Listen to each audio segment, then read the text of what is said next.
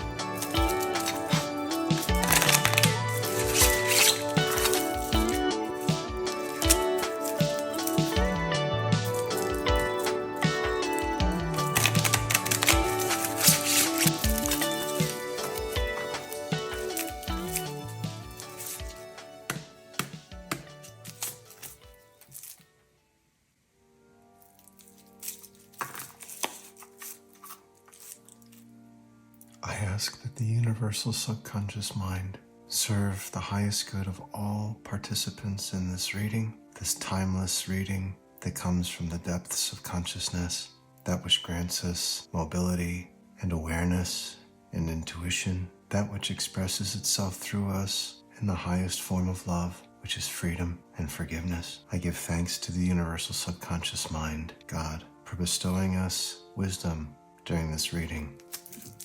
What messages does the One Spirit have on this day?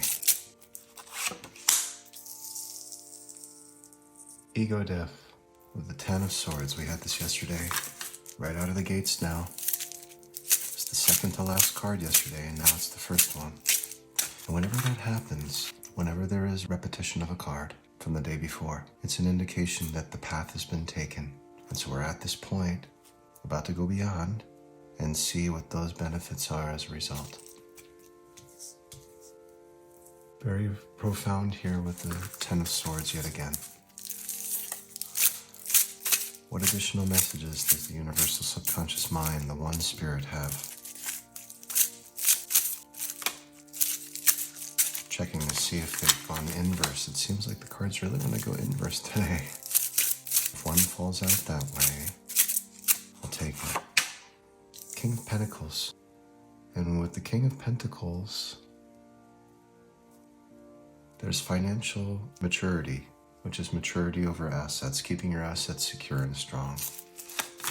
Whatever it is that you have, you're holding on to them. And there's more to this, but we'll discuss in a bit. What are the messages? Here's another. This is also an auspicious card regarding finances with the Page of Pentacles. 2 Pentacles in a row, where we had none yesterday aside from what was underneath the bottom of the deck. The top card rather. The Lovers, showing up in the center of this reading. Major Arcana number 6. It's an amorous relationship. Been showing itself just about every day now. The last week. Not this one though. The High Priestess. Second Major Arcana. This is a powerful feminine figure. At the same time, it represents the subconscious. More on this in a bit. What are the last 2 messages? Here's one. Until one gets singled out like that. Justice. 3 Major Arcana in a row. This is victory and balance. Of course, everything that the card represents, plus strength. Strength with the subconscious. We'll see more of that. And the last card of the day, the 9 Nine of Cups, which you've seen in the last 3 days. And look at the portal.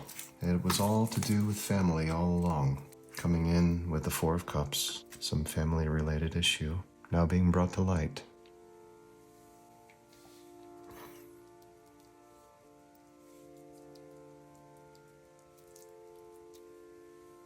Let's give some energy to these cards on this day. Let's shed some light through gold. Some gold bars. Let's start right off the bat with the portal for today. I'll try to get this standing though. There it is, just barely.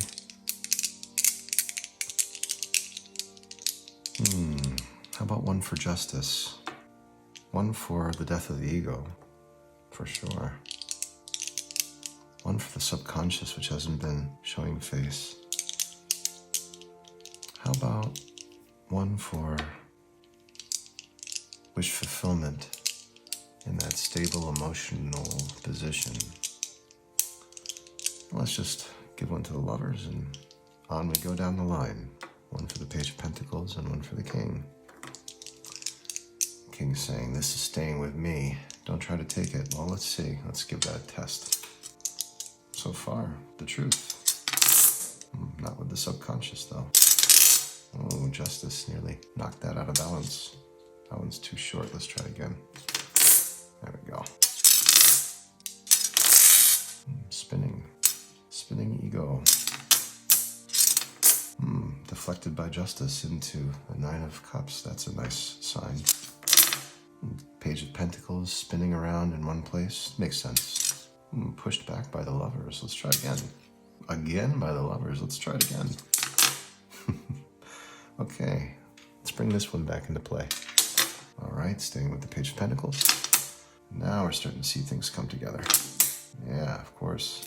Nice big L pointing right over at this family. And that's very significant for me, for both of my children. Their names start with L.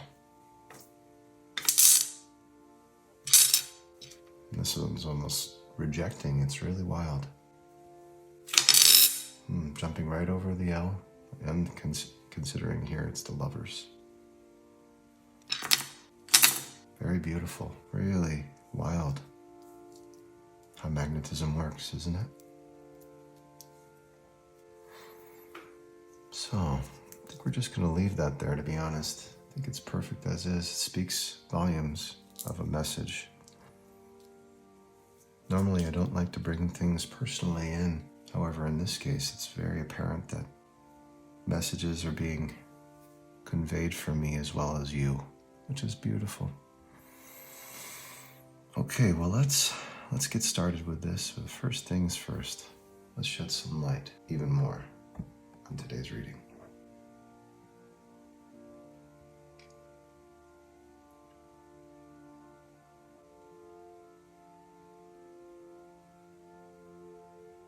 Coming in as the portal for today, we have the Four of Cups. And this Four of Cups was here yesterday. I went into this card with great detail yesterday, but it relates to family for sure. So if you're imagining a collective of people, it could be family, it could be a community with a history where you have a sense of belonging, and you're imagining the good and your commitment to that group, you're activating the strength of this card. And you may have to give up personal interests as a result for this. So if there was one part that you really enjoyed for you, you may be sacrificing that right now in order for this portal to open and to step through it. And if you'd like more details on the Four of Cups, go check out the reading from yesterday. It has a lot more detail, which I won't go into because the message today is a continuation from yesterday, and I'd like to focus on that. Anyway, underneath this on the last card here, we have the Ace of Pentacles, which is financial success. This is all over the reading today, so let's go with this.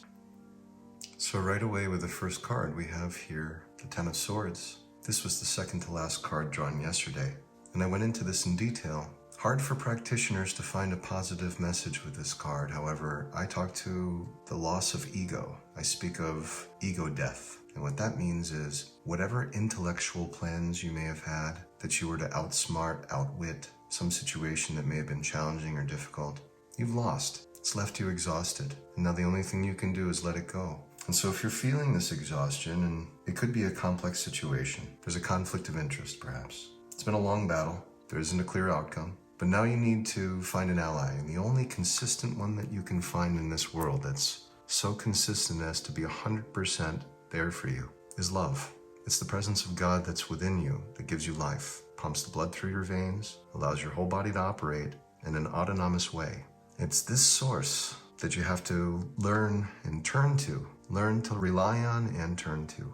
And in doing that, you activate the strength of this card, understanding it's the end of some cycle that was challenging and difficult.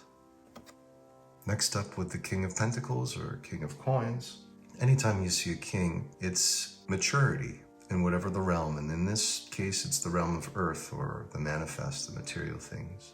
And so additional meanings. This is advancement. You're moving in a practical direction. You've decided to heed the advice of the cards from previous days. This is a productive expression of creativity, and you have a clear goal. It's really in sight now, so you're sticking with it. This comes following the death of your ego, so I'd say it's very auspicious. Next up with the Page of Coins, Page of Pentacles. You can see how the page is looking at that coin, whereas that which is in the background is somewhat neglected, or it's just not noticed. Page of Coins is concentration on a practical endeavor. It's manifesting, it's material. You realize you have untapped potentials. They're within reach now. These are the untapped. All wrapped up in this coin that is manifestation. Look at that light in the background. It's just waiting to come forward and show its truth. The page knows. This could be a youthful figure, someone who sees the value in something, perhaps in you, and wishes to come forth to show the world on your behalf. It is in need of some guidance. Always the pages are a bit younger and they need a bit of guidance. This is the sign of tangible success in the beginning, and you have solid material basis to work with for further advancement. Whoever this is assists in that way. Next we have the Lovers. This has been showing up day in and day out. You'll see the angel in the background, two innocents, Adam and Eve type figures, mountainous, almost volcanic mountain, starting to spit out ash in the background, or it could just be the apparition of the Lord or some auspicious angel. It's a very auspicious card, and it represents love, amorous relations, could be an emotional entanglement that you need to withdraw from. This card helps a lot in that way. If you need to make a choice or disengage yourself from influences in the past, the Lovers helps you to embrace your childlike innocence, and by doing that you access the kingdom of heaven. Thus the reminder in the background, look at the sun, it's there as well, showing about half of itself, and the sun being the most auspicious card, or the happiest card in the whole deck. This one's pretty close, and it's Venus energy, which is very forgiving energy, number 6.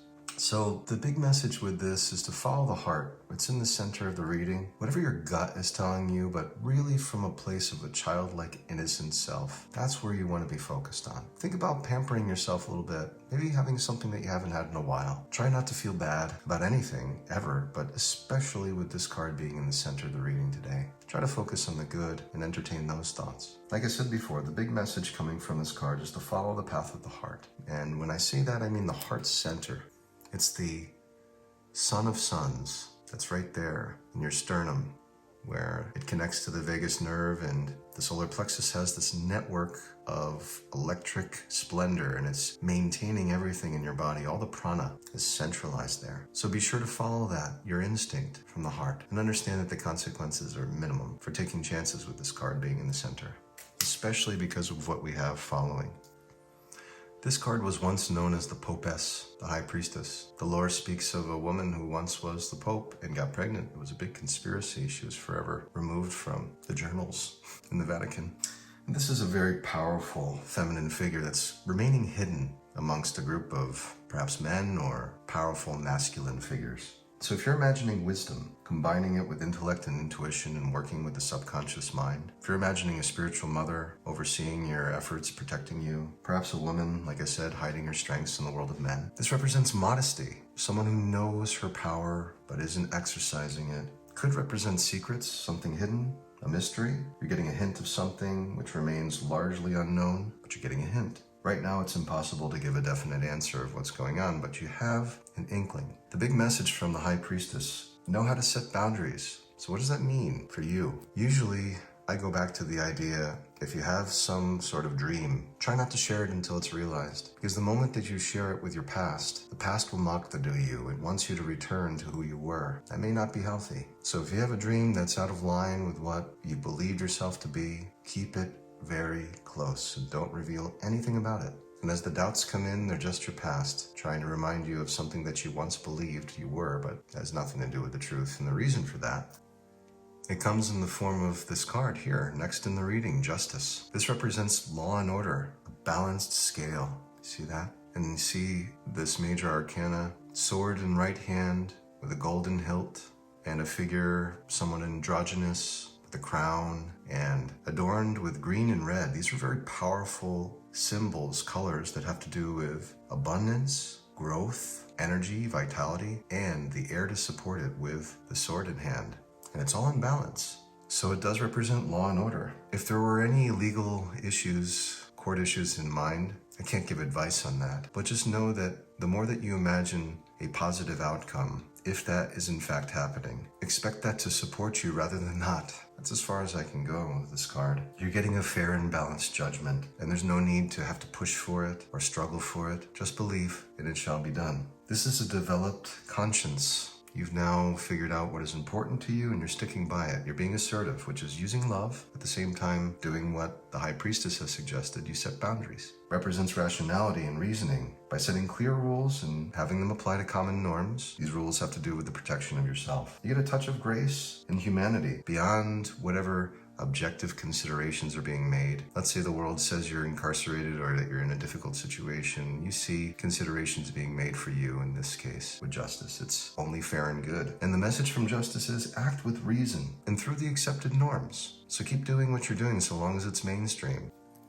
And the last card of the day, which we've seen a few days in a row, this Nine of Cups is saying, be part of a group, invite yourself in. It represents collectivity, working with the group harmoniously, where everyone's finding their appropriate place. They're finding their proper expression. They're connecting with their good, and so are you. And this figure finds himself secure in his position, surrounded with this emotional maturity and abundance. This is a good card to represent abundance. So you're accepting your role in a social environment at the same time, you're happy. You imagine your wishes coming true, and as long as you're doing that, you're activating the truth of this card and in the reading.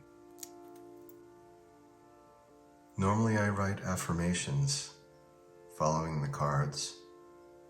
However, on today, I think everything's pretty self-explanatory. Instead, I'm going to read an affirmation from U.S. Anderson's The Secret of Secrets, the key to your subconscious power. And then I'll be leaving you with some relaxing ASMR. Not sure what it will be yet, but. So I'm going to read from this book, one of the affirmations. I'm just going to go to a random page, closing my eyes, and whatever the affirmation is of creativeness, this chapter on creativeness will be our affirmation for today. So we're just going to go ahead until that page is here. It's back here. I know some of you may want to hear the affirmation for Forever Young, however, not today. This is the 9th meditation, and just take a moment to look at the cards while we go through this reading, this affirmation. Get everything nice and in line for your day so that everything goes perfectly according to your desires. You'll see I put a lot of effort into the order. That's because by doing this, we invite the energy to flow better. It's really that simple. It may be an indication, do some cleaning, do some picking up, whatever it is. That reorganization helps to revitalize you and the environment and those who are in it. Here's the 9th meditation from U.S. Anderson's The Secret of Secrets. I search the inner depths of my consciousness for that haven of refuge where God and I meet and become one. The noises and insistencies of the clamoring world fade away, and I retreat ever deeper through planes of being and awareness to a place of utter repose, of absolute bliss, of complete unity, where all barriers are removed between myself and the divine. I lose myself in Him, and in that losing I find my greater self. He takes my being and makes it an instrument of His purpose and His power.